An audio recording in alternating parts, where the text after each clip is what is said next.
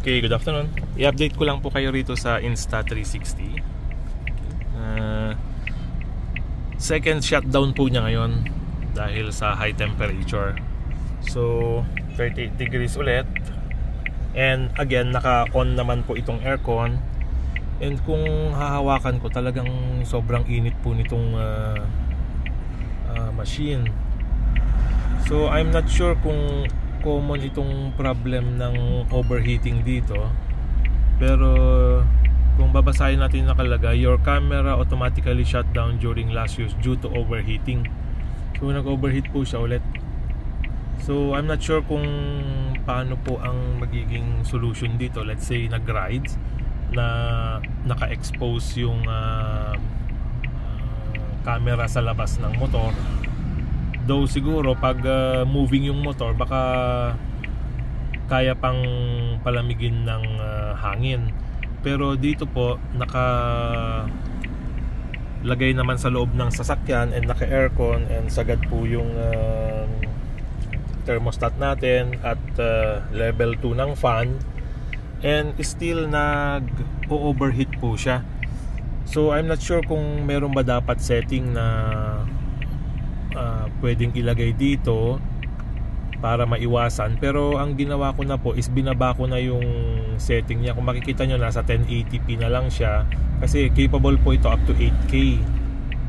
So yun po, 4K, then 4K pala. Merong video rito nakita ko kaya niya hanggang 8K. So not sure kung saang setting yun. Medyo bago pa po kasi ito, kaya medyo talagang pinag-aaralan ko pa po.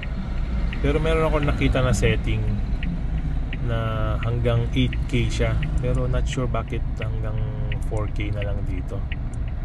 So nilalagay ko siya sa 1080p, and then yun nga po. So sa mga nakaka-experience po ng overheating issue and nag-auto shutdown, pwede po bang pa-comment kung sakali kung paano ginawa ninyo para ma-minimize ito? Kasi ang medyo mahirap po dito, let's say nagra-rides at magmo-motor tayo, then later hindi napapansin, lalo pag nakalagay dun sa may helmet na chin area, hindi napansin, magra-rides ka, naka-shutdown na pala. So from time to time, malamang kailangan mo nang i-check lang yung camera, lalo pag nag-stop sa ride.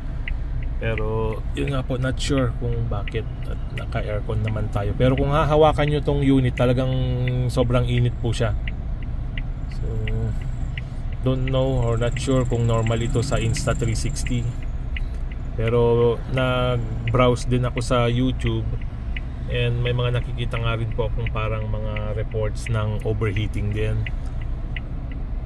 So yun po ang update natin dito sa ating Insta360. So second time po ito after a month of purchase.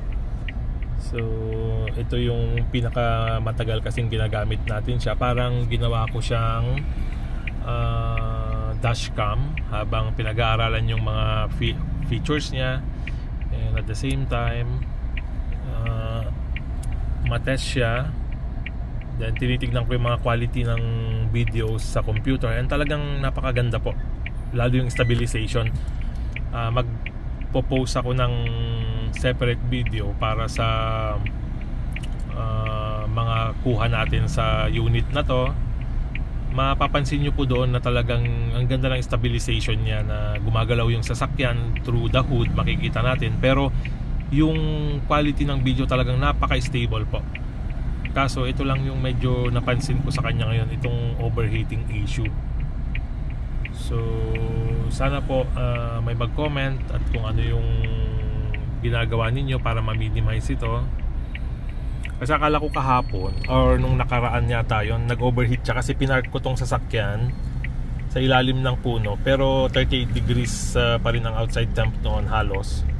And yun po, nag-shutdown siya. So first event po yun. Then ngayon, after 2 days, nag-shutdown ulit. Pero ang difference po ngayon is naka-aircon na siya, pero nagsha-shutdown pa rin. So not sure kung design issue ba to or setting issue. So pa-comment naman po sa mga makapanood nito at merong experiences na sa Insta360 Ace Pro. Okay? Salamat po.